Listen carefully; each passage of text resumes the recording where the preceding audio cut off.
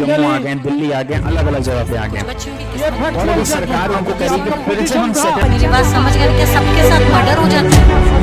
क्या सारी बहुएं जला के मार दी जाती? एक माइनर के साथ किए गए एग्रीमेंट जो होते हैं वो कैसे होते हैं? वॉइड एब इनिशियो। इसके लिए लैंडमार्क केस लॉ कौन सा है?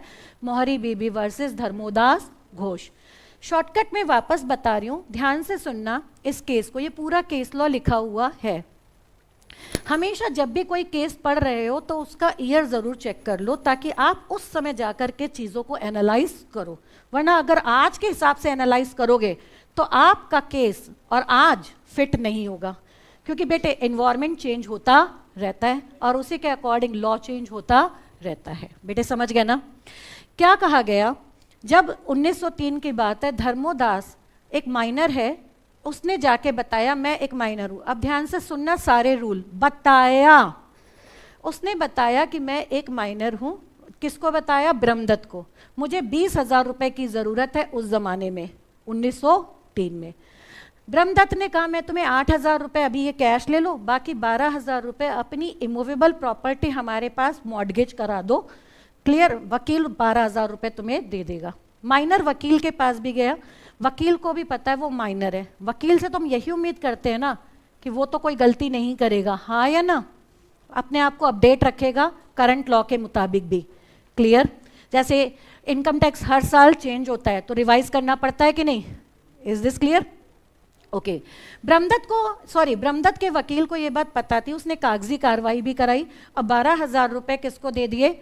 माइनर को दे दिए। क्लियर? बाद में जब पैसा वापस मांगा गया माइनर से, तो माइनर ने वो पैसा देने से मना कर दिया, बल्कि अपनी मॉर्गेज की हुई, अब लाइनों पे ध्यान से सुनना, हर थोड़ी थोड़ी देर बाद में नियम बदलूंगी। माइनर के अपनी जो इमूवेबल प्रॉपर्टी के कागज मॉर्गेज किए थे, मॉर्गेज करके माइनर ने जो अपने ऊपर ऑब्लिगेशन क्रिएट करी थी, अपने आप को क्या बनवा लिया था? प्रॉमिसर। ठीक है? तो माइनर वो पेमेंट देने के लिए जो ऑब्लिगेशन इनकर हुई है माइनर पे, वो रीपे करने के लिए बाउंड नहीं है, बल्कि जो पैसा भी नहीं देगा माइनर, और माइनर के कागज प्रॉपर्टी के वापस किए गए मोहरी बीबी के केस में।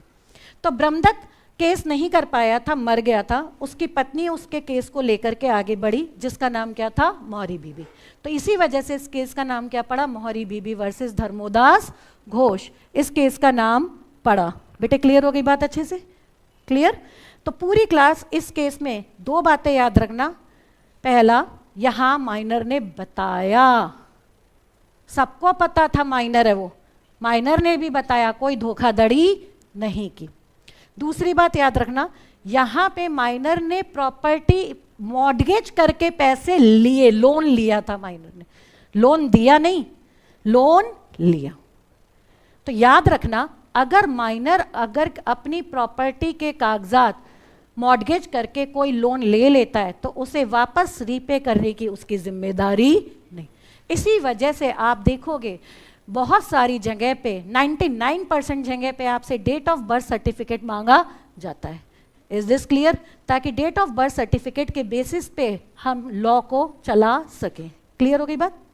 Subscribe for more content.